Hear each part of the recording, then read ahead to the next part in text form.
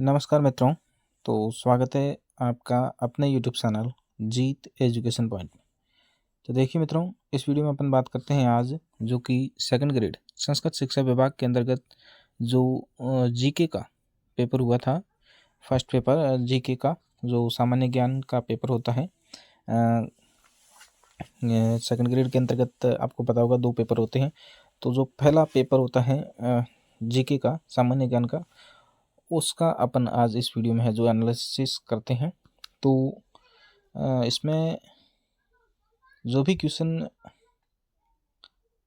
अपन देखते हैं तो वो इम्पोर्टेंट क्वेश्चन होंगे और आने वाले एग्जाम में है जो महत्वपूर्ण होंगे ये क्वेश्चन। तो मित्रों, अभी तक आप चैनल पर नए हो तो चैनल को सब्सक्राइब जरूर कर देना और वीडियो को लाइक और शेयर अवश्य करना। कल जो एसएसटी का पेपर हुआ था वो भी अपने इस चैनल पर अपलोड करने की कोशिश करूँगा। और इस वीडियो में अपन बात करते हैं जो सुबह जीके का पेपर हुआ था उसके बारे में, कि किस प्रकार से ये पेपर हुआ था। और आप देख सकते हैं मित्रों, जो पेपर का लेवल है आजकल के जो समय में, आप देख सकते हैं जो कल एसएसटी का पेपर हुआ था वो भी ऐसा लगता है कि काफ़ी लेवल का पेपर था। और आज जो जीके का पेपर हुआ है तो ये भी एक अच्छे लेवल का पेपर है। और इसमें है जो एग्जामिनर जो कि क्वेश्चन बिल्कुल डीप जाकर के है, जो टॉपिक के अंदर जाकर के उसको पूछते हैं और जो नए क्वेश्चन बनाते हैं वो बहुत इम्पोर्टेंट होते हैं। और जितना अपन डीपली पढ़ेंगे उतना ही है जो फ़ायदा रहेगा। अगर हम देखते हैं कि ऊपर ऊपर से पढ़ लेते हैं तो इसमें अब जो ये समय है ये बिल्कुल टॉपिक के अंदर गहराई से पढ़ना होगा अपना को, तब जाकर के है जो क्वेश्चन का आंसर हम कर पाते हैं।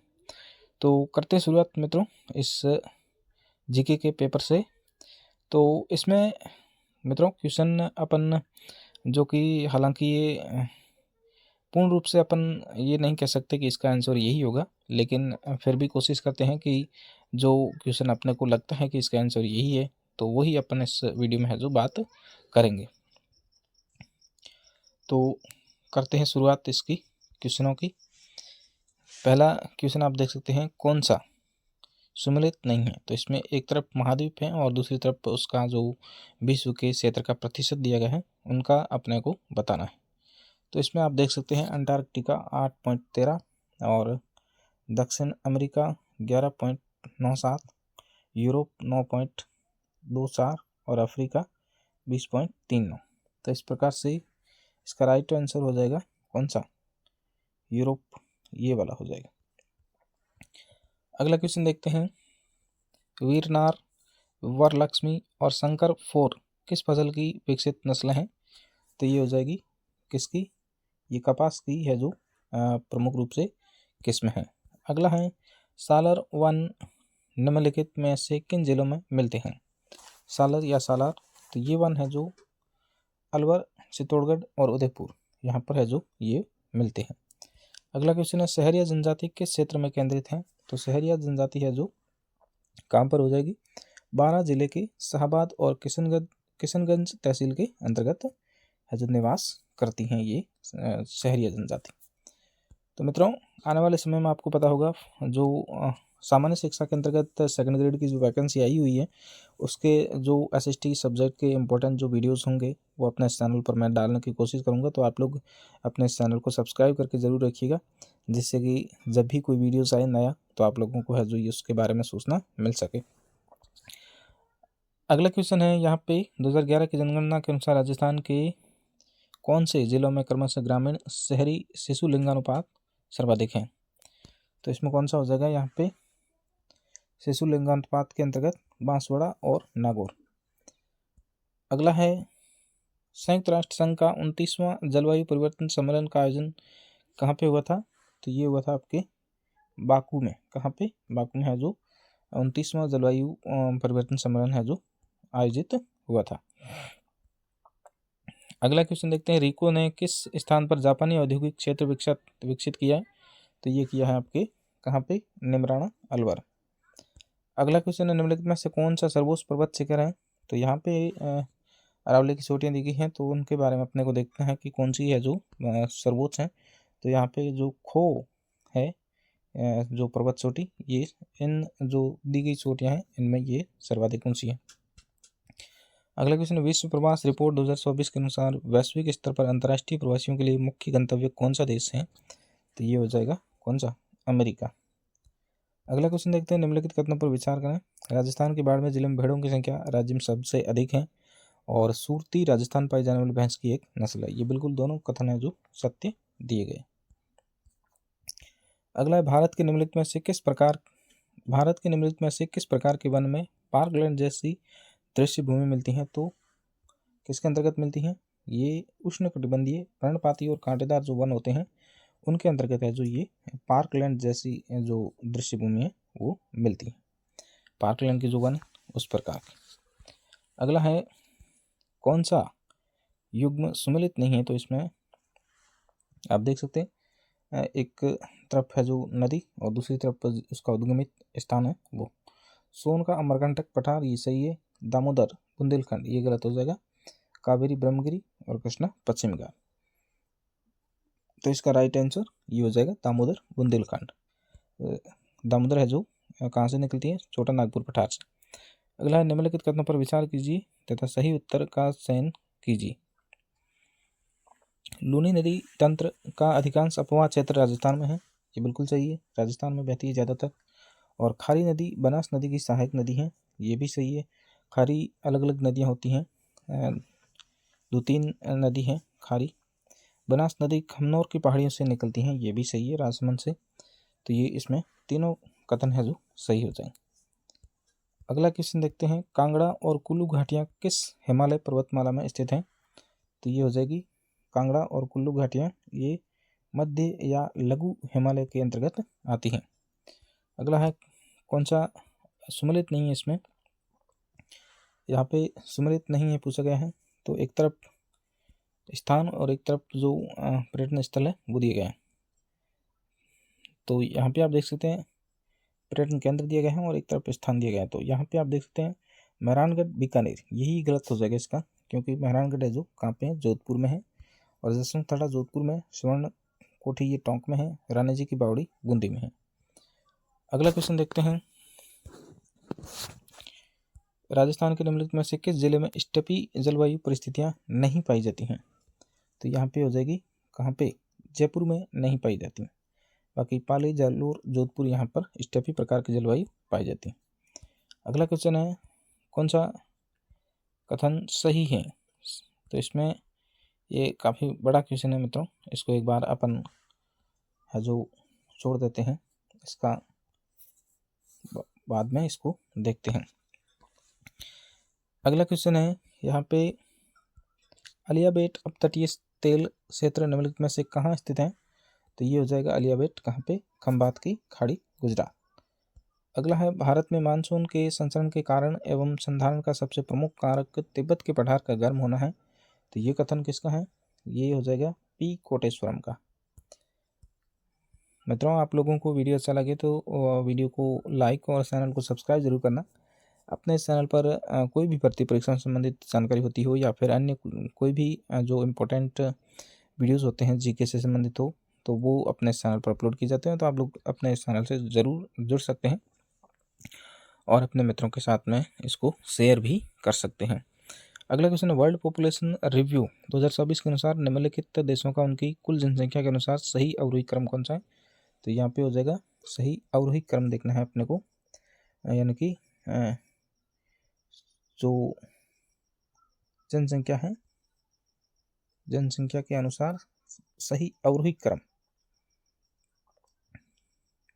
आरोही बढ़ते हुए क्रम और अवरोही घटते हुए क्रम, यानी कि सबसे ज़्यादा जनसंख्या है वो सबसे पहले आती है। तो ये अपने को देखना है थाईलैंड, फ्रांस, इटली और दक्षिण कोरिया, इसका यही हो जाएगा, ये जो ऑप्शन है ये इसका राइट आंसर हो जाएगा। अगला क्वेश्चन देखते हैं, थली, धातकी, देवड़ावाटी ये किसकी उपबोलियाँ हैं? तो ये हो जाएगी आपकी मारवाड़ी की उपबोलियाँ। अगला क्वेश्चन है, ठक्कर बप्पा ने भील सेवा समिति के तत्वाधान में कहाँ भील आश्रम की स्थापना की थी? तो ये की थी कहाँ पे? खड़लाई में। कहाँ पे? खड़लाई।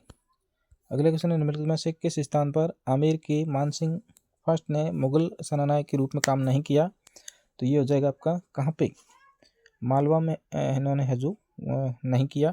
बाकी काबुल, बंगाल और उत्तर पश्चिम प्रांत यहाँ पे ये मुगल सेनानायक के रूप में काम किया था इन्होंने, मान सिंह ने। अगला क्वेश्चन है, निम्नलिखित में से किस अवसर पर कांकन डोरडा की प्रथा का अभ्यास किया जाता है, तो यहाँ पे हो जाएगा विवाह के अवसर पर। ये ग्रामीण क्षेत्रों में कांकन डोरडा का प्रथा है वो बहुत ज़्यादा प्रचलित है। अगला क्वेश्चन है, राजपूताना मध्य भारत सभा के प्रथम अधिवेशन का अध्यक्ष कौन था, तो ये थे आपके कौन, ये थे जमनालाल बजाज। अगला क्वेश्चन है, निम्नलिखित में से दयालदास की रचना कौन सी है, तो इसमें मित्रों एक बार देखना पड़ेगा, ये बीकानेर राठौर ख्यात ये तो है ही, साथ में देश दर्पण और आख्यान कल्पद्रुम ये इनकी रचना होनी चाहिए। एक बार देखना पड़ेगा, ये सारी रचनाएं हैं जो इनकी ही मानी जाती हैं, इसको भी एक बार देखना पड़ेगा इसका राइट आंसर कौन सा होगा।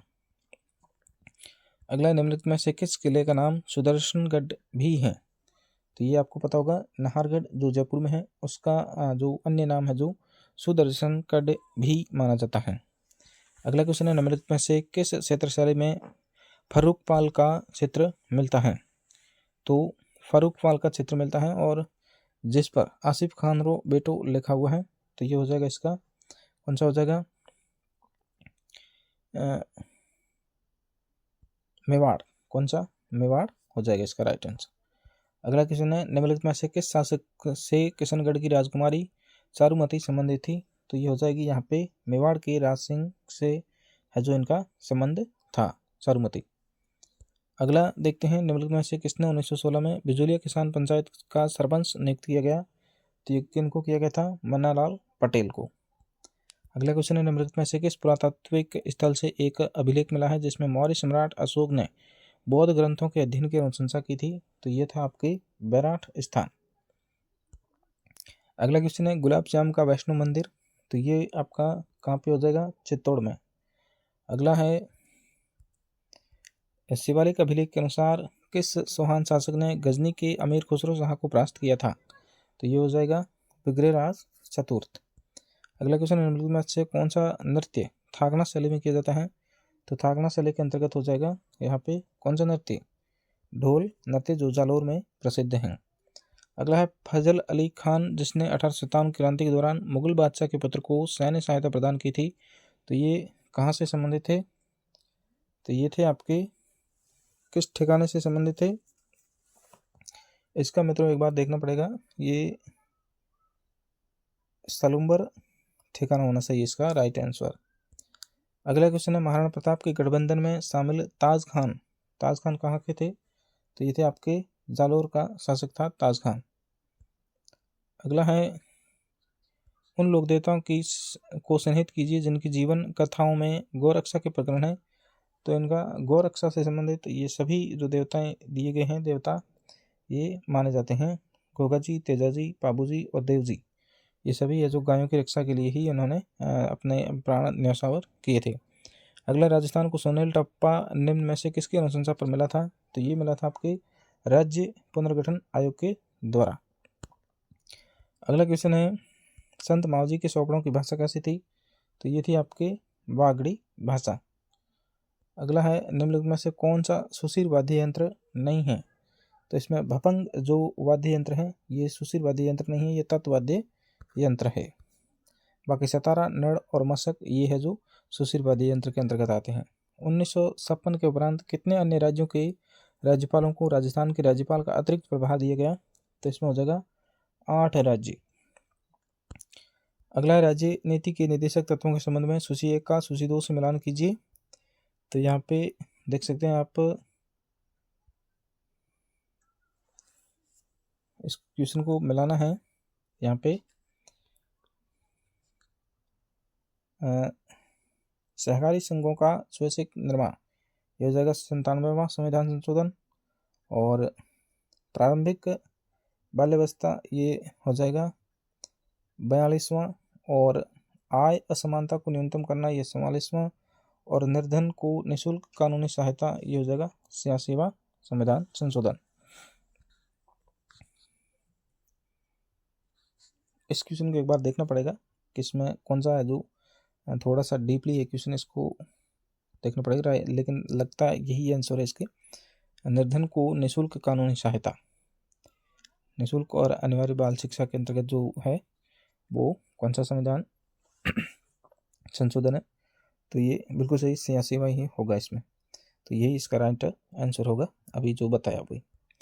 अगला है, निम्न में से कौन से नेताओं के समूह 3 या 3 से अधिक बार राजस्थान के मुख्यमंत्री रहे? तो ये थे आपके भैरव सिंह शेखावत, हरिदेव जोशी और मोहनलाल सुखड़िया। ये जो है ये तीनों है जो 3 बार से अधिक है जो राज्य के मुख्यमंत्री रहे थे। अगला है, समिट ऑफ द फ्यूचर क्या था? तो ये था आपका संयुक्त राष्ट्र संघ सम्मेलन। और किस ब्रिटिश प्रस्ताव में पहली बार ये प्रस्तावित किया गया कि वायसराय की कार्यकारी परिषद में गवर्नर जनरल एवं कमांडर इन चीफ के अलावा मुख्य रूप से भारतीय सदस्य होंगे? तो ये था आपके वेवेल योजना। अगला है, सरकार द्वारा 3 कटिया व्यवस्था में जांच के संदर्भ में बनाए गए जांच आयोग में किसको सदस्य बनाया गया था? तो ये बनाया गया था आपके किनको? महात्मा गांधी को। अगला क्वेश्चन, राजस्थान विधानसभा में पेश किए गए निजी सदस्य, ये काफ़ी बड़ा क्वेश्चन है, इसको एक बार छोड़ देते हैं मित्रों क्योंकि इनको काफ़ी समय लग सकता है समझने में। अगला क्वेश्चन है, यहाँ पे भी एक तरफ पार्टी दी हुई है और दूसरी तरफ उनके जो क्या दिए गए हैं, जीती गई जो संख्या है लोकसभा सीट वो दी गई हैं। तो इसमें आप देख सकते हैं समाजवादी पार्टी 37, ये सही है। ऑल इंडिया तृणमूल कांग्रेस 29, द्रविड़ मुनत्तर कड़गम ये हो जाएगी कितनी 22, और तेलुगु देशम पार्टी 16। इस प्रकार से इसका राइट आंसर जो होगा वो ऑप्शन। अगला है,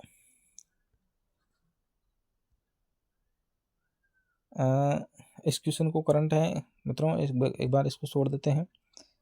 यहाँ पे जो करंट के क्वेश्चन है मित्रों एक बार इनको अपन छोड़ देते हैं, और जो यहाँ पे आप देख सकते हैं ये राजनीति का इम्पोर्टेंट क्वेश्चन है कि किस मूल अधिकार का दावा केवल नागरिकों द्वारा किया जा सकता है? तो इसमें हो जाएगा यहाँ पे केवल नागरिकों द्वारा। तो ये बिल्कुल सही, भाषण एवं अभिव्यक्ति की स्वतंत्रता है, ये केवल भारतीय नागरिकों द्वारा किया जाता है। अगला है, निम्नलिखित में से कौन सा पंचशील का सिद्धांत नहीं है? तो पंचशील का सिद्धांत कौन सा नहीं है? एक दूसरे की प्रादेशिक अखंडता व सर्वोच्च सत्ता के लिए परस्पर सम्मान की भावना, और बंधुत्व और पारस्परिक लाभ, शांतिपूर्ण सहस्तित्व। इसमें हो जाएगा अनाक्रमण। अगला क्वेश्चन देखते हैं, निम्नलिखित में से कब ग्राम पंचायत स्तर पर सतर्कता समिति को समाप्त कर दिया गया था? तो इसका हो जाएगा 6 जनवरी 2000 को। अगला है, यहाँ पे जो 1935 का जो भारत शासन अधिनियम है उसके बारे में दिया गया क्वेश्चन है, ये इसको एक बार छोड़ देते हैं। अगला, संविधान के किस अनुच्छेद के तहत राजस्थान सरकार के अधीन सेवारत व्यक्ति को प्रभावित करने वाले अनुशासनात्मक मामलों पर अनिवार्य परामर्श प्रावधान है? तो ये हो जाएगा अनुच्छेद 320(3). अगला क्वेश्चन है, यहाँ पे राजस्थान विधानसभा में यदि किसी सदस्य को किसी मंत्री का ध्यान अति आवश्यक सार्वजनिक महत्व के मामले की ओर आकर्षित करना हो तो उसकी लिखित सूचना किनको देनी होगी? तो ये होगी किनको? अध्यक्ष को। भारत के वह राष्ट्रपति कौन थे जिनके कार्यकाल में विशेष रूप से एक विशेष कैलेंडर वर्ष के तहत स्वतंत्रता के बाद से सबसे अधिक रिकॉर्ड संख्या में अध्यादेश बनाए गए? तो ये थे कौन? जो कि डॉक्टर शंकर दयाल शर्मा। अगला यहाँ पे देख सकते हैं आप,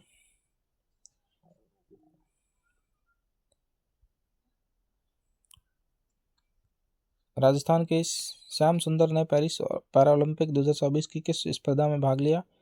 तो ये था तीरंदाजी।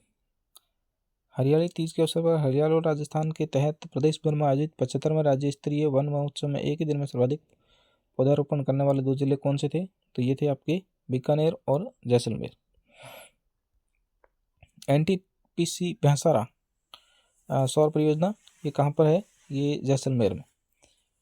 अगला, ये सभी करंट के क्वेश्चन है मित्रों। तो इसमें जो पर्यटन मंत्रालय ने सर्वश्रेष्ठ पर्यटन ग्राम प्रतियोगिता 2024 के अंतर्गत सर्वश्रेष्ठ समुदाय आधारित पर्यटन की श्रेणी में राजस्थान के देवमाली को एक विजेता घोषित किया है। तो देवमाली किस जिले में है? ये ब्यावर में है। अगला है, हाल ही में माननीय श्री ओम माथुर को किस राज्य के राज्यपाल नियुक्त किया? तो ओम माथुर को जो सिक्किम का जो राज्यपाल नियुक्त किया गया। अगला, राजस्थान विधानसभा की पर्यावरण संबंधी समिति का अध्यक्ष कौन है? तो इसका मित्रों देखना पड़ेगा एक बार। अगला क्वेश्चन देखते हैं अपन, इसको छोड़ देते हैं एक बार।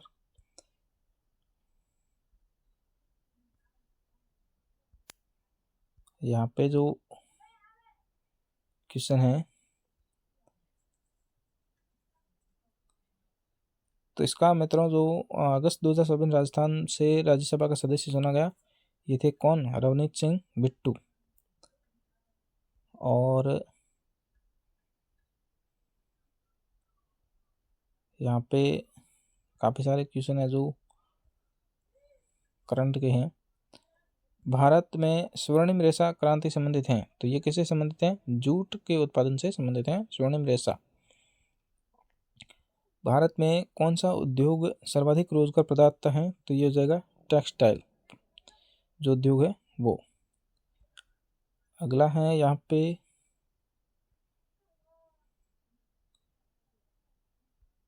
भारत में कृषिगत वस्तुओं को न्यूनतम समर्थन कीमत प्रदान करने का मुख्य उद्देश्य है। तो यहाँ पे है आपको एक सीमा से नीचे कृषि उत्पादों की कीमत को गिरने से रोकना। इसका राइट आंसर ये हो जाएगा। अगला है, विनिवेश से क्या तात्पर्य है? तो सार्वजनिक क्षेत्र के उद्योगों को निजी क्षेत्र को बेच देना ही विनिवेश कहलाता है। अगला है, भारत के उत्पादन से जुड़ी प्रोत्साहन योजना का केंद्र कौन सा क्षेत्र है? भारत की उत्पादन से जुड़ी प्रोत्साहन योजना, तो इसमें कौन सा हो जाएगा? विनिर्माण। और 2023-24 में भारत में गेहूं का सर्वाधिक उत्पादन कहाँ पे? उत्तर प्रदेश। भारत में प्रथम विदेश व्यापार नीति जारी की गई थी, तो ये 1992 में। शेल्डन के वर्गीकरण के अनुसार निम्नलिखित में से कौन सा व्यक्तित्व प्रकार मिलनसार, बहिर्मुखी एवं स्नेही है? तो ये कौन सा हो जाएगा? एंडोमार्फिक। यहाँ पे ये साइकोलॉजी के क्वेश्चन है मित्रों, इसको समझना है एक बार। कौन सा कथन सही है? यहाँ पे पियाजे के अनुसार आत्मसात अनुकूलन की एक उप प्रक्रिया है और किसी वस्तु के बारे में वस्तुनिष्ठ या वास्तविक ढंग से सोचने की क्षमता संरक्षण कहलाती है और व्यवहारों के संगठित पैटर्न को जिसे आसानी से दोहराया जा सके उसे स्कीम कहा जाता है। तो इसमें मित्रों कौन सा सही होगा ये एक बार देखना पड़ेगा, साइकोलॉजी के जो क्वेश्चन है उनको। अगला, सीखने के सकारात्मक हस्तांतरण को अधिकतम करने के लिए शिक्षक को करना होगा। सरसा का उपयोग बिल्कुल सही। सुनिश्चित करें कि सामान्य सिद्धांत समझ में आ गए हैं। अनुक्रमिक कार्य में निपुणता, मौलिक कार्य के साथ सीमित अनुभव प्रदान करें और एकल प्रकार का उदाहरण प्रदान करें। तो इसमें जो ABC, मौलिक कार्य के साथ सीमित अनुभव प्रदान करें, ये गलत हो जाएगा। तो इसमें ABC है वो सही हो जाएगा। अगला है यहाँ पे, ब्रुक्स एवं ब्रुक्स के अनुसार निम्नलिखित में से कौन सा रचनावादी शिक्षक का लक्षण नहीं है? तो इसमें हो जाएगा, शिक्षार्थियों को ऐसे अनुभवों में संलग्न करें जो विरोधाभास दर्शाते हो, और यही हो जाएगा इसका राइट आंसर। अगला क्वेश्चन है, निम्नलिखित में से कौन सा उपलब्धि अभिप्रेरणा का घटक नहीं है? तो इसमें हो जाएगा संज्ञानात्मक आत्मसंवर्धन संबंधन। तो इसमें प्यार और अपनापन, ये इसका राइट आंसर हो जाएगा। अगला है, बाकर मेहंदी द्वारा निर्मित सृजनात्मकता के शाब्दिक उप परीक्षण में निम्नलिखित से कौन से परीक्षण सम्मिलित हैं? तो इसमें कौन सा हो जाएगा? इसको भी एक बार देखना पड़ेगा मित्रों। नवीन संबंध परीक्षण, रेखा आकृति मूर्ति परीक्षण, इस क्वेश्चन को देखना पड़ेगा।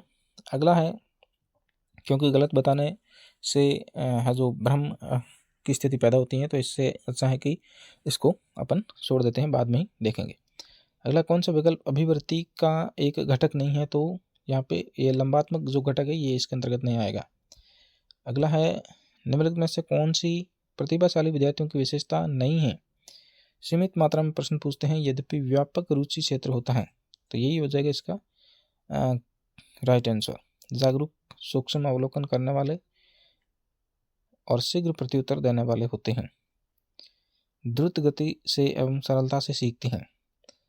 कठिन मानसिक कार्यों को कर लेते हैं। तो इसका राइट आंसर एक ही होगा। जब कोई बालक अपनी लापरवाही के कारण स्कूल देर से पहुंचता है तो वह खुद को दोषी मानने के बजाय रास्ते में पड़ने वाली भीड़ को दोषी मानता है। इस प्रकार के समायोजन तंत्र को क्या कहते हैं? तो इसको औचित्य स्थापन कहते हैं। अगला है, निम्न में से शिक्षा मनोविज्ञान का कौन सा क्षेत्र सामाजिक प्रक्रिया के अंतर्गत वर्गीकृत नहीं है? तो इसमें हो जाएगा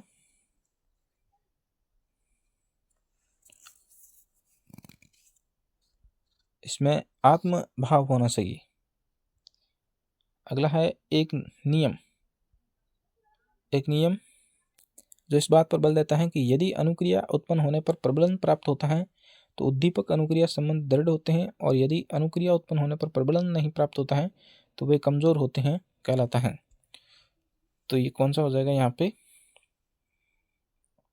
इसमें देखना पड़ेगा, यहाँ पे प्रभाव का नियम या तत्परता का नियम, इन दोनों में से होना चाहिए। प्रभाव का नियम इसमें होना चाहिए। अगला है, ससीन विद्यालय की संपत्ति को नुकसान पहुंचाता है और धमकाने और मजाक उड़ाने के कृत्य में भी शामिल है। उसके कृत्य को किस प्रकार के आपराधिक कृत्य के अंतर्गत वर्गीकृत किया जा सकता है? तो ये इसमें जो आक्रामक प्रवृत्ति है उसको इसी के अंतर्गत रखा जाता है। अगला है, किशोरावस्था के दौरान भावनात्मकता बढ़ने का निम्नलिखित में से कौन सा कारण नहीं है? तो इसमें मित्रों और परिवार के सदस्यों के साथ द्वंद्व, सामाजिक अपेक्षाएं, समान लिंग के सदस्यों के साथ समायोजन में कठिनाई और व्यावसायिक समस्याएं। तो इसमें कौन सा हो जाएगा? किशोरावस्था के दौरान भावनात्मकता बढ़ने का निम्नलिखित में से कौन सा कारण नहीं है? तो इसमें हो जाएगा, इसमें व्यावसायिक समस्याएं, ये वाला जो ऑप्शन है ये वाला होना चाहिए। अगला है, यहाँ पे इनको सम्मिलित करना है। एक तरफ सिद्धांत दिए और दूसरी तरफ है जो इनके प्रतिपादक दिए गए हैं। तो द्विकारक सिद्धांत किनका है? स्पीयरमैन। और बुद्धि का सोपानिक जो मॉडल है वो वर्णन का, और बुद्धि का बहुकारक सिद्धांत थॉर्नडाइक का, और यहाँ पे बुद्धि प्रतिमान की संरचना है जो गिलफोर्ड। इस प्रकार से इसका राइट आंसर हो जाएगा। अगला है, यहाँ पे अगला भी इसके जैसा ही है, 16 व्यक्तित्व कारक, ये हो जाएगा आरबी कैटल। प्रासंगिक अंतर्बोध परीक्षण, ये मॉर्गन एवं मूरे। बालकों का अंतर्बोध परीक्षण, ये लियोपोल्ड बेलक। और मिनेसोटा मल्टीफेजिक व्यक्तित्व सूची, ये हो जाएगी जेसी मैकिनले और एसआर हैथवे।